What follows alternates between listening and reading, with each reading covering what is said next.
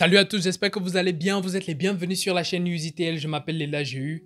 Ici nous parlons de livres, nous parlons de connaissances, nous parlons de personnes inspirantes afin de pouvoir développer notre communauté africaine. Aujourd'hui nous allons étudier une personnalité très intéressante. Nous allons étudier M. Donald Trump. M. Donald Trump très récemment a gagné une fois de plus les élections présidentielles. Et sa vie est une vie très intéressante. C'est une vie marquée par beaucoup de succès et je peux dire que la vie de M. Donald Trump est digne d'être étudiée. Il y a beaucoup de leçons que je peux prendre de sa vie et c'est ces leçons que je voudrais partager aujourd'hui avec vous. Donc, accrochez-vous bien, on commence. À tout de suite.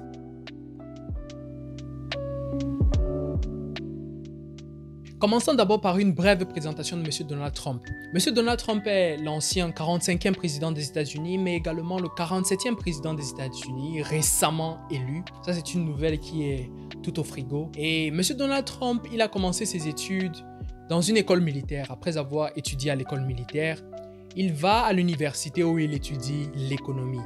Après avoir étudié l'économie, son papa est là et lui donne un certain montant pour pouvoir se lancer dans les affaires. Il se lance dans le business et il arrive à faire un succès foisonnant dans le real estate à New York. Après cela, il va diversifier ses entreprises et ensuite il va se lancer dans la télévision américaine. Après avoir fait un temps dans la télévision américaine où il fait des émissions telles que You Are Fired et également des émissions en rapport avec les Miss Univers, il se lance en politique. Également un succès foisonnant.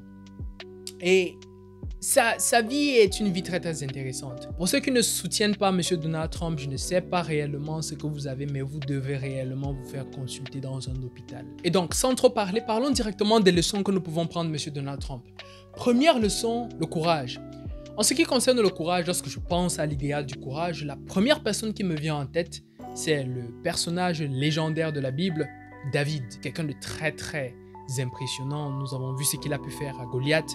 Et lorsque je regarde la vie de David, David est un symbole de courage. Je ne vais pas rentrer dans les détails de David et de Goliath. Si vous êtes intéressé, vous pouvez lire son histoire. David, pour moi, était la représentation du courage. Et je peux dire que dans nos temps modernes, M. Donald Trump est également cette représentation du courage. Avant, la représentation du courage était beaucoup plus mise dans un contexte où il fallait se battre pour sa vie. La plupart du temps, il fallait mettre en exergue le courage, même devant les situations où la personne devait ou bien pouvait mourir. Mais dans notre société moderne, je pense que le courage est beaucoup plus mis en exergue en ce qui concerne la prise de parole et la façon dont vous prononcez vos idées. Et vous allez voir que beaucoup de personnes ont des choses qu'ils pensent, beaucoup de personnes ont des idées, beaucoup de personnes ont des propositions à faire, mais ils ne disent pas cela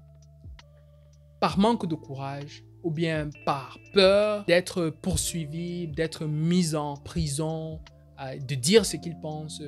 Et c'est quelque chose que je trouve réellement admirable dans notre société d'aujourd'hui et qui qualifie M. Donald Trump. M. Donald Trump est une personne directe. Ce qu'il a à dire, il le dit. Et il s'en fout des conséquences. Et pour moi, avoir le courage de dire ce que tu penses, quand bien même tu sais qu'il y aura des conséquences pour ce que tu as dit, M. Donald Trump est une preuve de courage. Ça, c'est juste pour balayer le courage en ce qui concerne la langue et les mots. Vous avez vu, par exemple, il y a de cela un mois ou bien 2 mois, comment M. Donald Trump a été victime d'un assassinat. Un petit boy, je ne sais pas, il avait 18 ans ou bien 19 ans. Il a pris une arme, je ne sais pas où il a pris l'arme, il est parti se percher sur un toit. Il a pointé sur M. Donald Trump. Et au moment où M. Donald Trump tournait les yeux vers l'écran, il a tiré. Il tire, ça prend l'oreille. Dès que ça en prend l'oreille, M. Donald Trump tombe au sol. Mais dès qu'il tombe, il se relève et il met cette main ou bien ce poing-là levé vers le haut et il dit « Fight, fight ». Pour ceux qui ne le savent pas, cette image que vous voyez là présentement est la raison pour laquelle M. Elon Musk a déposé les valises dans le parti républicain. C'est une forme de courage qui a été réellement exprimée par M. Donald Trump lors de ce rassemblement qu'il avait eu avec ces personnes. Et cela montre une certaine forme d'engagement pour cette cause. Et c'est quelque chose qui est absolument extraordinaire. Donc, Première leçon que nous prenons de M. Donald Trump, le courage. Deuxième leçon que nous prenons de M. Donald Trump, la résilience. M. Donald Trump est une personne résiliente, des plus résilientes que j'ai vues. Des plus résilientes que j'ai vues. Pour ceux qui ne le savent pas, M. Donald Trump est passé par des échecs. Il est réellement passé par des échecs. Vous pouvez faire des recherches. C'est une personne qui a passé par la rupture de banque 2 fois. En anglais, ils appellent cela bankruptcy. Il a fait cela 2 fois. En ce qui concerne les précédentes élections présidentielles, il avait également perdu. Mais après avoir perdu, et après qu'il y ait eu de poursuites judiciaires contre lui, après l'assaut du Capitole, après qu'il y ait eu beaucoup de personnes qui sont venues contre lui disant que non, il doit être enlevé en tant que président et tout. Monsieur Donald Trump n'a pas baissé les bras. Pendant ces 4 années où Monsieur Joe Biden continuait, il continuait à faire ce qu'il avait à faire. Il continuait à organiser les rassemblements politiques de part et d'autre dans le pays. Il continuait avec son travail comme si de rien n'était. Monsieur Donald Trump est un symbole de résilience. Et comment est-ce que moi je qualifie la résilience? C'est lorsque tu tombes, mais tu te relèves. Tu tombes, c'est vrai, tu es tombé, mais tu trouves la force pour te relever. Te relever et continuer l'aventure. Pour moi, ça, c'est un symbole de la résilience. Ça, c'est la représentation que je donne à la résilience. Et il y a beaucoup de personnes qui sont comme cela dans la société. Il y a beaucoup. Et M. Donald Trump en est également un exemple de résilience. Un exemple de résilience qui me dit, lorsque tu tombes, fils, tombe, mais lève-toi parce que tu dois continuer. Et c'est quelque chose que j'admire réellement. Donc, deuxième leçon, résilience. Troisième point en ce qui concerne M. Donald Trump, le travail. Je regardais un reportage un jour de la vie de M. Donald Trump et comment est-ce que sa vie est structurée. C'est un monsieur qui est très très organisé. Il dit qu'il se lève aux environs de 5h30. 5h30, il fait ce qu'il a à faire. Il prend son petit déjeuner. Ensuite, il se lance dans des meetings avec d'autres personnes. Après ces meetings, il doit partir par exemple dans des rassemblements politiques qu'il doit joindre. Il doit faire des speeches à ces personnes. Après avoir fait des speeches, il doit revenir, il doit avoir des meetings avec d'autres personnes. Mais il est président des États-Unis, donc il doit faire des prises de décision. Les prises de décision ne sont pas faites à la hâte, il faut y penser et tout. Cela demande un haut degré d'organisation qui reflète sur sa capacité à travailler de façon efficiente. Je pense que M. Donald Trump est très efficient, très efficient. Et cette efficience vient avec le fait qu'on a travaillé plusieurs fois et on sait comment est-ce que le système fonctionne. On a fait une chose plusieurs fois et on sait comment on peut faire pour accélérer les choses. Et c'est quelque chose que je trouve d'assez épatant. Et pour ceux qui ne le savent pas, il a environ 76 ans et il a arrivé à garder cette vitalité, garder cette énergie de travail. Et c'est quelque chose qu'il a fait toute sa vie. Je regardais encore un autre reportage où il disait que lorsqu'il était petit, il observait son papa travailler et il voyait que son papa, même les dimanches, après être rentré de l'église, continuait à travailler. Et il avait vu que son père aimait cela et c'est une habitude qui s'est imprégnée en lui. Il a commencé à aimer travailler. À chaque fois qu'il y avait quelque chose à faire, il devait faire cela et il devait être très content. S'il ne travaille pas ou s'il n'a pas quelque chose à faire, je ne pense pas qu'il sera heureux. Et c'est quelque chose que j'admire. J'admire réellement. J'admire sa capacité à travailler. J'admire son efficience. Et c'est quelque chose que je regarde. C'est quelque chose que je voudrais également imiter. Quatrième leçon en ce qui concerne M. Donald Trump, l'authenticité. Donc quand je parle d'authenticité, la plupart du temps, je vais voir les relations que nous avons avec d'autres personnes. Par exemple, je suis en train de communiquer avec une personne ou bien je suis en train de communiquer avec vous par exemple. J'ai des choses que je voudrais dire, mais je ne vous dis pas cela. Vous également, vous avez des choses que vous avez à dire, mais vous ne me le dites pas. Bon, disons que je vais prendre le cas où j'ai des choses à dire, mais je ne vous dis pas. Je ne vous dis par exemple pas ces choses parce que j'ai peur que vous allez les prendre d'une certaine façon ou bien par exemple qu'il y aurait des réactions émotionnelles qui ne seraient pas très bonne, par exemple de la colère ou par exemple de la tristesse. Donc ça c'est par exemple lorsque j'ai quelque chose à vous dire. Mais je me suis rendu compte également que on ne peut pas se développer sans être authentique, sans être vrai à ce qu'on est. On ne peut pas se développer si nous ne disons pas réellement ce que nous pensons. Et malheureusement, nous vivons dans une société où il est difficile de dire réellement ce que tu penses parce qu'il y a toutes ces différentes influences qui sont là autour. Et ce que tu as à dire, tu ne le dis finalement pas. Le plus grand exemple que je peux donner, c'est que, par exemple, dans les classes ou bien dans les collèges, qu'est-ce que tu penses de ce sujet? Lorsqu'on vous donne par exemple un sujet de dissertation, c'est comme pour vous dire qu'est-ce que vous pensez de ce sujet. Mais la plupart du temps, nous faisons cette erreur et je l'ai faite plusieurs fois. C'est que on ne dit pas ce que l'on pense, on dit beaucoup plus ce que les autres personnes pensent. On le dit d'une façon qui va plaire à la personne qui est en face de nous. Et parce qu'on dit ce que d'autres personnes pensent, on ne montre pas réellement la personne que nous sommes sur le papier lors de la dissertation. Et c'est une chose qui est très, très mauvaise. Et c'est ça le mensonge. C'est ça le mensonge. Mais lorsque je regarde, par exemple, M. Donald Trump, il est une image d'une personne qui reste authentique à ce qu'il a à dire. C'est quelqu'un qui est très authentique. Il est très authentique. Il est juste ce qu'il est. Il est comme il est. Il s'est accepté comme il est. C'est quelque chose de très, très important. L'authenticité. M. Donald Trump est également cette figure d'authenticité-là. Et je respecte cela. C'est quelque chose que je cherche à imiter. C'est quelque chose que je cherche à avoir également. En ce qui concerne le dernier point est beaucoup plus profond, si je peux le dire, mais je vais vous le présenter. Je vois réellement M. Donald Trump comme une image d'un homme fini. Je peux le voir comme l'image d'un homme fini. Un homme qui a pu manifester la masculinité dans un très haut degré. La façon dont je vois M. Donald Trump. Et je vais vous l'expliquer dans cette vidéo. Donc, ce point que je vais présenter là maintenant, c'est un point assez profond et je vais prendre la présentation de ce point en rapport à un livre très très intéressant. Et ce livre parle des archétypes d'un homme. Comment est-ce qu'on peut devenir un homme? Comment est-ce qu'on arrive à manifester toute l'énergie masculine que nous avons. Et ce livre est basé sur Carl Jung. C'était un psychologue suisse, également très très intéressant. La psychologie jungienne est assez vaste et très très intéressante, mais ce n'est pas l'objet de notre étude aujourd'hui. Nous allons étudier les 4 différents archétypes qui se manifestent en M. Donald Trump. Donc il y a un livre et ce livre a été basé sur les études de M. Carl Jung.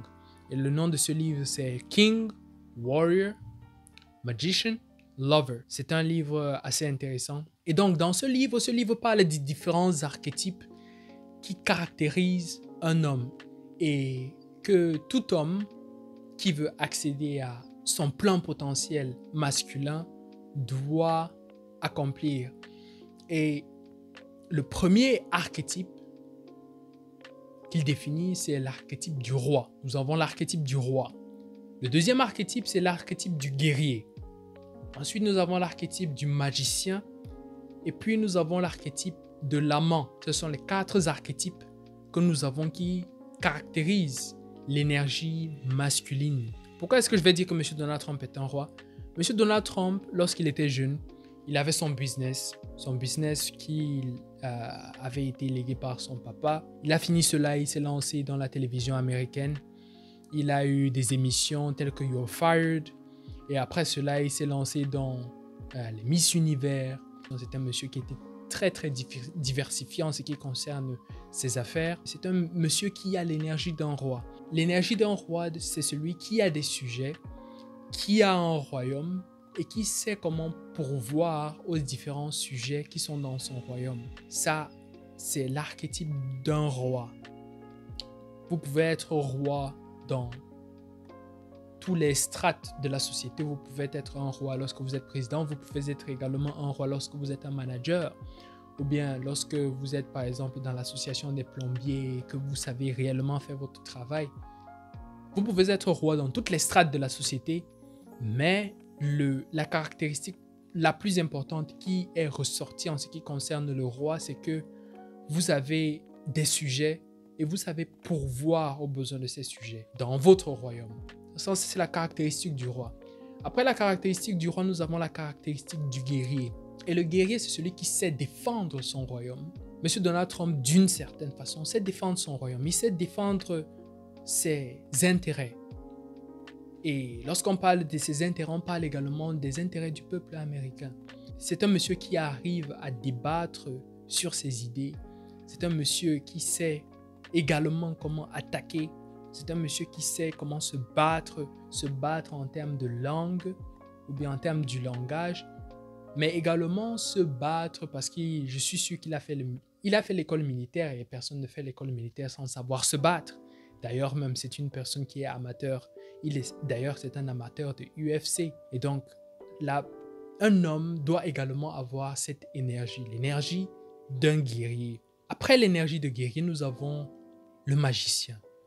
Et qu'est-ce que symbolise le magicien? Le magicien, c'est celui qui a des connaissances secrètes, qui sait comment utiliser ses connaissances pour manipuler les choses qui sont dans le monde. Et M. Donald Trump est une personne qui a des connaissances sur le business, des connaissances sur la politique, des connaissances sur la façon d'exercer le pouvoir, des connaissances sur la façon de communiquer. Et il a plein de connaissances, des connaissances qui peuvent être secrètes pour des personnes comme moi, par exemple, pour d'autres jeunes africains. Et c'est une caractéristique que je trouve assez importante, très très importante, surtout dans notre société africaine, connaissance. Mais la plupart du temps, c'est que je vois que on a souvent la connaissance, on cherche à connaître pour le fait de connaître, au lieu de connaître pour atteindre un but. Par exemple, une personne va lire des livres juste pour dire à une autre personne qu'il a lu tel ou tel ou tel ou tel livre. Je regardais une émission où on parlait des intellectuels africains. Nous avons beaucoup de diplômés africains, mais nous avons très peu d'intellectuels. C'était une émission qui était présentée par M. Alain Foucault, un monsieur que je respecte beaucoup, que j'aime bien. Et je pense que c'était le summum de ce petit débat qui était mis en ligne. Et si nous voulons développer notre société, nous avons besoin de la connaissance. Mais nous ne devons pas chercher la connaissance juste pour le besoin de chercher. Nous devons chercher la connaissance pour l'appliquer. Nous devons chercher la connaissance pour l'appliquer. Et M. Donald Trump, il a des connaissances. Il a des connaissances secrètes, comme je le disais tantôt. Et ces connaissances font de lui un magicien. Le dernier point, M. Donald Trump est également un amant. En ce qui concerne amant, vous allez me dire qu'on considère le point de mari et femme dans le terme du mariage. Je vais dire que oui. Amant, c'est également dans le terme du mariage. Mais amant, c'est également dans la façon dont vous arrivez en tant qu'homme à mettre de la stabilité dans votre famille. Et M. Donald Trump a pu faire cela dans une certaine mesure. Parce que ses enfants, regardez ses enfants par exemple, il arrive à louer le fait que M. Donald Trump avait des enfants qui ont réussi. Elle a loué le fait que M. Donald Trump a des enfants qui réussissent. Et ça, c'est juste impressionnant. Une personne qui a pu mettre de la stabilité dans sa maison. Et donc, M. Donald Trump est également un roi, un guerrier, un magicien, un amant. Et il est une image, je le crois bien, d'un homme. C'est une image d'un homme. Il y a également des Africains. Il y a également des Africains qui ont cette image-là, image masculine d'un homme. On va en parler. Il y a beaucoup d'Africains que j'aime, beaucoup d'Africains que j'admire et je pense qu'on, par la grâce de Dieu, nous trouverons le temps d'en parler. C'est ce dont j'avais à présenter aujourd'hui avec vous. Si vous avez aimé la vidéo, veuillez liker, veuillez souscrire et également veuillez partager afin que plusieurs personnes également puissent voir cette vidéo. La prochaine vidéo sera en rapport avec une personne également que j'admire beaucoup et nous allons étudier également les leçons que nous pouvons prendre de cette personne. Je vous dis au prochain épisode. Portez-vous bien. Ciao.